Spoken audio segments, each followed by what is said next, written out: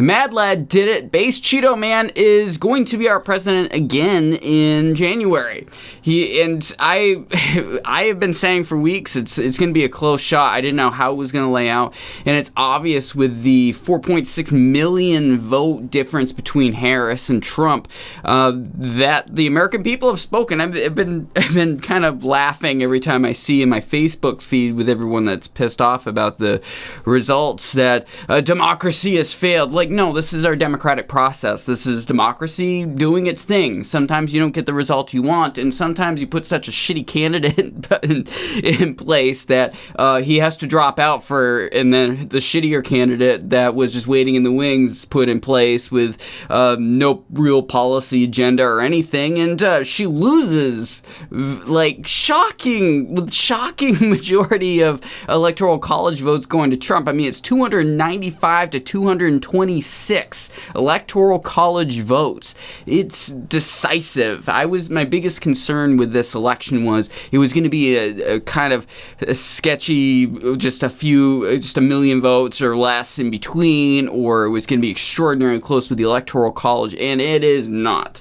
So we can't. This is the first time in 20 years since there has been a Republican elected by the popular vote, and it paid off, like the groundwork that's been done. And in my opinion, there's definitely on the Republican side a lot of people that have like taken the red pill. We're going with Trump full bore no matter what. It doesn't matter all the stop the steal stuff. They honestly think there's serious problems with the election 4 years ago. I say there were some problems. I don't agree with the stop the steal movement personally, but it doesn't really matter. They managed to get the base really riled up really early.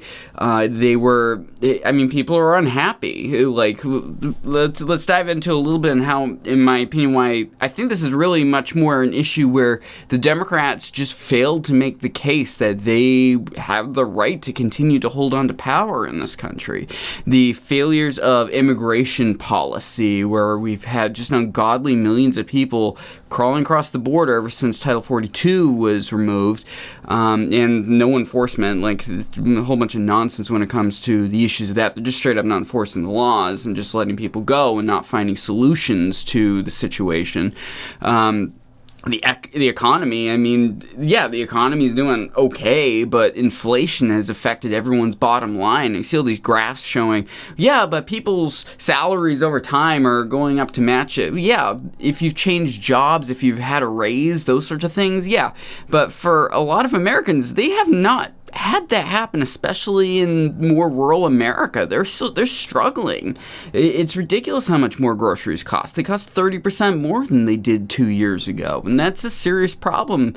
Literally the only thing they've done to try and address the inflation problem is having the Fed raise interest rates, and aside from that, can you name another policy that the Democrats have done to address it? I have absolutely nothing.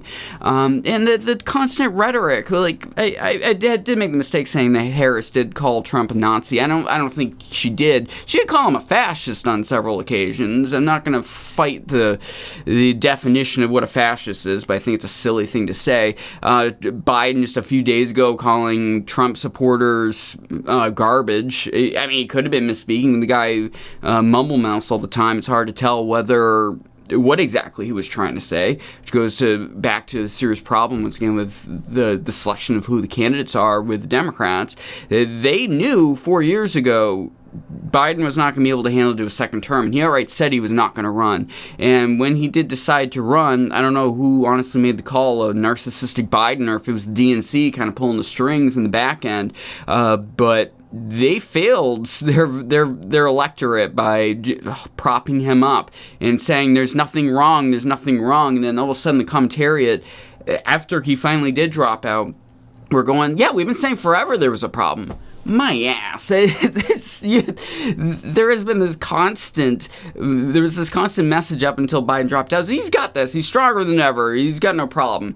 And I am just waiting for the books to be written. I'm waiting for the books to be published. I want to know what it's been like there over the span of his 4 years of the decline that it's obvious he has had, and how bad it honestly got here in the last 6 months before the election. And then Harris literally just said, no, he's so strong. wrong. He just said it's not his time. It's time for him to step back. Glossing over the fact that she propped up this guy as being a strong leader and failing. I'm going to go to another issue when it comes to the Democratic candidate here with VP Harris, is she's been given countless opportunities to lead on various matters, especially, once again, immigration, and she did literally nothing. She never even went to the border until she was called out for months on end. I don't understand. And then you also look at the foreign policy issue. It's a tremendous failure. Like, I can understand the concern over Trump when it comes to foreign policy. A loose cannon does not necessarily calm a weary base. Yeah, I get it. I get why so many people are unsure. But personally, I think you need the wild card with how much of a dangerous situation we're having in certain parts of the world. With China, Russia, the situation in the Middle East between Iran, Israel, the Palestinians, the Lebanese. Like, this is a dangerous situation. And someone they don't exactly know what he's going to do when given the opportunity to respond. I said from the get-go, I believe the Hamas would not have launched their attack and Russians would not have invaded had Trump been in office. Sorry, like, I honestly think, whether we like it or not, we're the world police. It sucks. I hate it. I'm very much an isolationist, and Trump's, for the most part, foreign policy I'm very agreeable to because it's relatively isolationist, but with a big stick to make sure people stay in line. And I think that big stick's super important. We need to have a strong military, but we need to not be getting involved in foreign conflicts. We also need to sort out our economic situation when it comes to importing goods from China and India and all that. We always hear from the Democrats that they want to stop the increase of carbon dioxide going into the atmosphere from pollution and manufacturing. Guess where that's coming from? It is not from your little Hyundai that you commute with. That is not the big problem right now. It is definitely manufacturing. It's air travel, the thing that all of our leaders do on private or at least fly just constantly, causing an ungodly amount of pollution.